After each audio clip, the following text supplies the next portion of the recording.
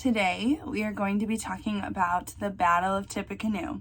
Now, this battle took place right here in Lafayette, Indiana. This is one of those important events that actually was very impactful for all of America, and we hear about the Battle of Tippecanoe actually in other states. I know growing up in Illinois, that was something that was brought up in my history classes too, and I find it fascinating to now live here in Lafayette to know that that battle took place right here. You can actually go to the battlegrounds. I don't know if any of you have done that already. I've been there a couple times, and I took my class there last year, and it was very interesting to see the actual grounds that it took place. It was very moving. So I want to talk to you today about kind of the details that led up to that battle and then what happened afterwards. Okay, so right now we're pushing it back to 1791. There were early Indian tribes here, mainly the Kickapoo and the Potawatomi Indian tribes. And they had created a little village area along the Wabash Valley. So where you see the Wabash River, if you pass that, I know I pass that every week when I go to church, right along that river, there were many Indian villages set up along there. And as we've discussed in class before, it was important to be along the river because that's where they would fish. That's where they would get their water from for drinking, for washing, for bathing, all those sorts of things. And it also became, waterways were often a form of transportation. So they would take their canoes in order to get to different places along the rivers. And then they could use that for hunting and whatnot. So going back to 1791, their village was demolished. This village was actually known to be the Tippecanoe village, which is where we get Tippecanoe County. After it had been demolished, new settlers wanted to push those Indians out, and so therefore they did. They just kind of flattened their settlements and forced their way out of the area. Well, moving forward 17 years later, we have a man by the name of Tecumseh. He was a Shawnee chief, warrior chief, and he was the leader of his warriors. His brother, Tenskwatawa, also known as the Prophet, was not a warrior. However, he was kind of Tecumseh's right-hand man. You know, he was his brother, and those two together formed what is now, and what they named then, Prophetstown. Now, the Prophet, he was a spiritual leader for the warriors, for their tribe, and they would seek spiritual guidance from him, whereas Tecumseh, they would look for military type of advice and training. So the two brothers established Prophetstown, and that's the same Prophetstown State Park that we have today that you can go visit. It's that same area, and in that park, that is where they built this village, and they were building that in order to form a unification of different tribes. Now, why would they want to form a unified tribe? Well, these settlers were pushing all these Native Americans out, and so therefore they needed to make sure that those tribes stuck together and could actually then go to battle with these settlers coming in, with the U.S. Army that were coming in to battle them.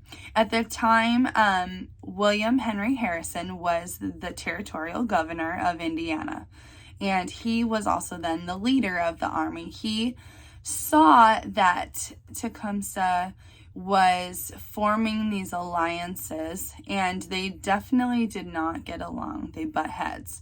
In fact, they even met together on a couple different occasions because Tecumseh was not happy that they were taking away their land that they thought was rightfully theirs, or just land that needed to be shared. And so he went to Vincennes, because that is where William Henry Harrison lived. That was the territorial capital of Indiana at the time. And so at Vincennes, he went to meet with him, and actually William Henry Harrison had invited him to his home, but Tecumseh was not going to meet him at his home. In fact, they ended up in the woods meeting kind of with their own people. And so they tried to negotiate some sort of treaty, but Tecumseh did not want a treaty. He wanted them to leave their land alone. And so he angrily asked for the land back for the various tribes that it had been taken away from. But there was not going to be a peace agreement. William Henry Harrison was not going to give the land back, and Tecumseh wanted it back. And so they could never come to an agreement. They met again in July 1811, where again, Tecumseh was not happy. They couldn't agree, and they just knew at this point it was going to end violently. And so Tecumseh went back to Prophetstown, and he prepared his men. Prophetstown became a war preparation place. He trained his warriors for battle, but knew that he needed a lot more members of his army, of his warrior troop.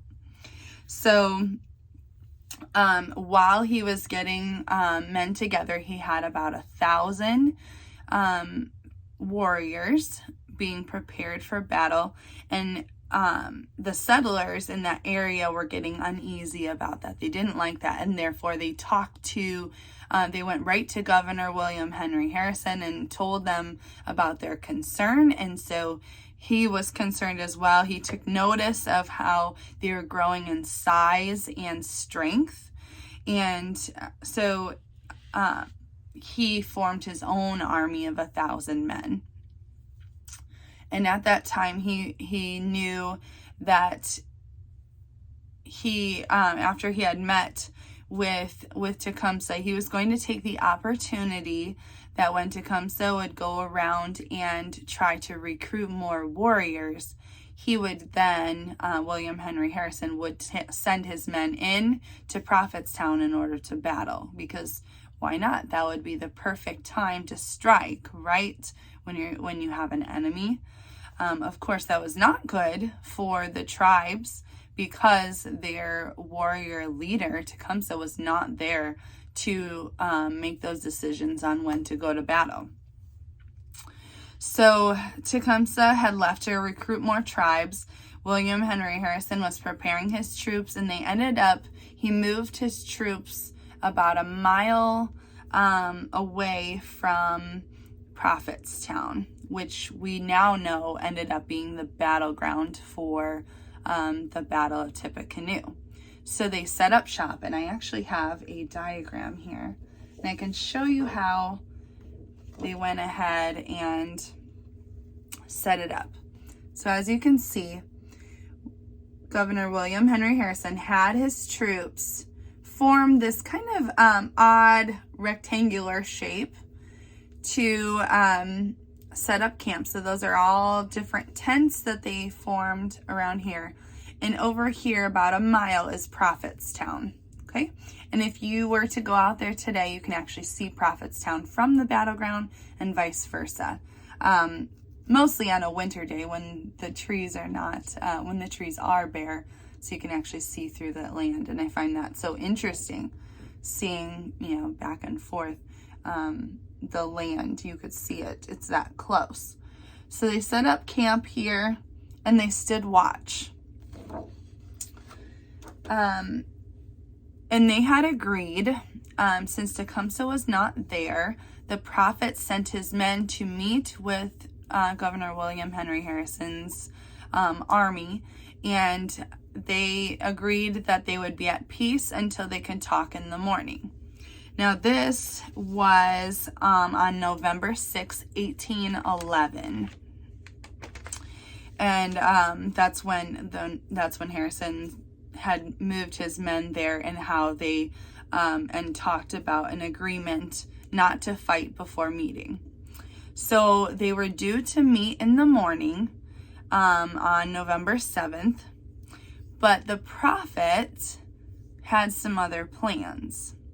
Without Tecumseh's blessing, I guess, or advice, Tecumseh had actually advised them not to go to battle yet, because he didn't feel their warriors were strong. Their tribe, their confederacy was strong enough. He wanted more tribe members to go to battle, and therefore he was recruiting more. Well, while he was recruiting more, like I had mentioned, the prophet decided to strike. So before dawn, before the sun came up the next day, the prophet had led his warriors, or the warriors of their tribe, and he got them all pumped up. He was yelling in excitement, telling them actually that the warriors, he would tell the warriors that the white man's bullets couldn't harm them. And he literally said those words, and got them all fired up and angry and ready to go to battle. So then he quietly led them a mile over to the campsite. And again, I will show you on this other map. He ended up, let's see, we are at right up here. So in this little rectangular area, there is a rock along here. And so the prophet led his men to the rock over here to overlook their campsite. And then they all were told to start shouting and go attack. Well, Governor William Henry Harrison's men were already ready. They knew there is a possibility of an attack, so they were readied. And therefore, as soon as the warriors came in and started shouting and started fighting, the army had all left their tents. The first shot was fired in that same corner of the battlefield. Yes, the first shot was shot right in this corner. Okay, and then further on in this, this is kind of how the battle took place. I really like this this map because it really lays it out for you. So they came in, I believe actually, yeah, so from this corner. And then it says the first attack, warriors past sentries, break through, reinforcements rush to restore line. And so the army was already ready. They had a plan in motion to attack the Indians, and it didn't end up turning out okay for the prophet and his men. They ended up being driven out in all different directions. Some were led to the swamp nearby. Some were forced back to the prophet's town. Excuse me. And so it ended in a no-win battle. Neither side won in this. They both ended up with several casualties. So as far as the Army goes, the U.S. Army, they had, the battle took place for 2 hours, and there are 37 casualties that happened during the battle. There are 25 more that occurred based on injuries that they sustained in the battle. And then over 126 men were wounded at that battle. We actually don't know how many tribe members were hurt or had died but they quickly fled and took away. They were angry with the prophet for sending them to battle too soon against Tecumseh's wishes, and they ended up taking his power away from him, and they actually threatened to kill the prophet. So they disbanded. They helped their tribe members have some relief of their injuries. They helped them out, helped them get better. But then by morning, they had already taken off and just dispersed into the woods somewhere. It is not said exactly where they all led to, if they went together or if they kind of went in all different directions. But Harrison actually stood watch that night, just in case Tecumseh returned, because he thought that Tecumseh was going to be coming very soon with a second round of warriors, which was actually not the case. So they stood watch and no one had come. So when they hadn't heard from the warriors, they hadn't seen anyone come in to attack, Tecumseh was nowhere to be found. They went to Prophetstown. Governor William Henry Harrison took his men to Prophetstown. They had seen, there was one elderly tribe member and another injured tribe member that was just outside their camp, and they left them alone. However, everything that they had left behind in Prophetstown, food, clothing, all of their belongings were just left there in a rush, and the army came in and burned it all, just burned all of Prophetstown. So then it was 3 months later that Tecumseh came back, and he finds Prophetstown in ashes. So he brought with him some warriors, and there was no one to add to because they had already fled.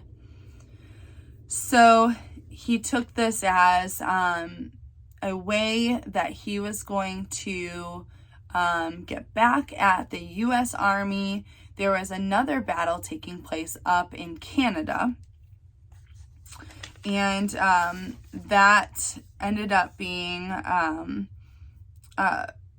against British forces. And so that one is another popular battle that we have talked about a little bit before now, but also something that you will probably hear in history from now into high school or even college, with the War of 1812. So because he didn't want to be a part of, he didn't find the need to regain, he was not going to regain strength and peace there in America. He was not going to get the land that he wanted. William Henry Harrison was taking more and more of that away from him. So what better than to go ahead and fight against William Henry Harrison, who led U.S. forces north to Canada against British forces. So what did Tecumseh do? He took his remaining warriors and he went to fight in the War of 1812, but he allied with another word for allied is join forces with British forces. So he took the British's side and went to battle against the Americans. We'll talk a little bit more about the War of 1812 in the coming days for social studies, but we do know that Tecumseh ends up dying in the Battle of Thames about a year later. So all is lost for Tecumseh in the end, but this is a very unique and interesting story. So I hope you enjoyed, my recollection of it, my storytelling of it. And I want to make sure that you guys are staying up with some of our discussion questions for this part of our history as well.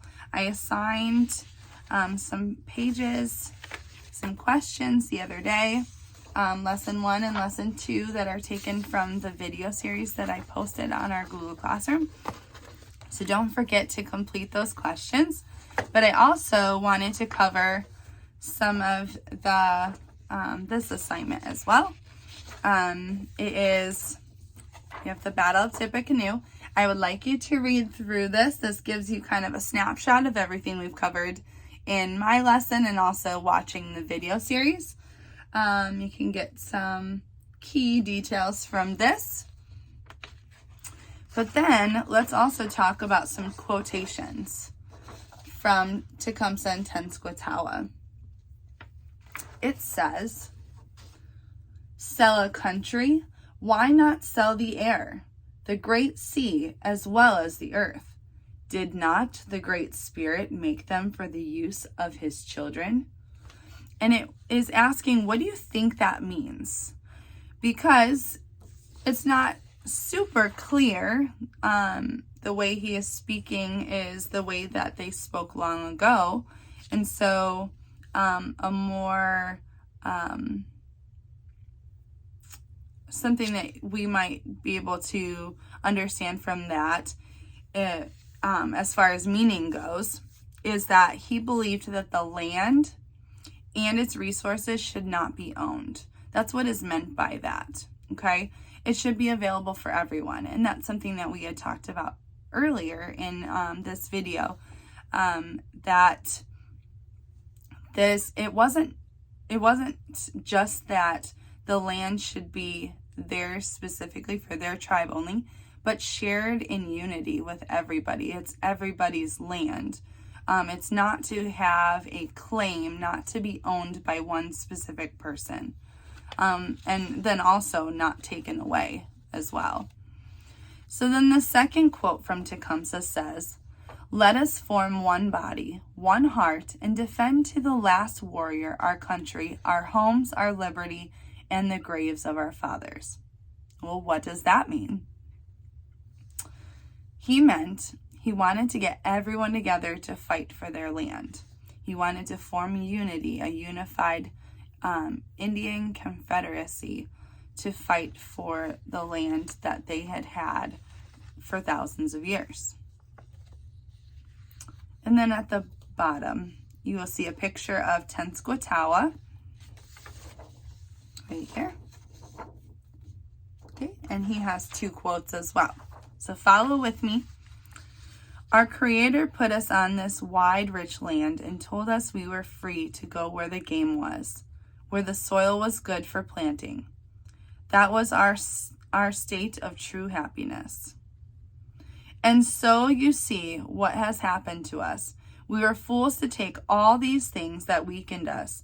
We did not need them then, but we believe we need them now.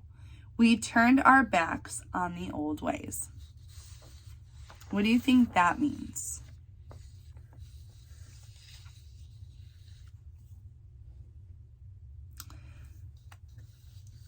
What it means to me is that before the settlers arrived, the Native Americans were happy and lived off the land. But then after they arrived, the Native Americans became dependent on the settlers. That ended up being their downfall. By depending on the settlers, then they have to back down to them when they start asking for more. So like I had mentioned, before the settlers arrived, the Native Americans were happy and lived off the land. After they arrived, they became dependent on the settlers, and that was their downfall. Okay. Excuse me again. So once you have that filled out, you can turn that page in, and I will collect that from you when we return. So thank you so much for joining me for our social studies lesson, and I hope you have a wonderful day. Bye, guys.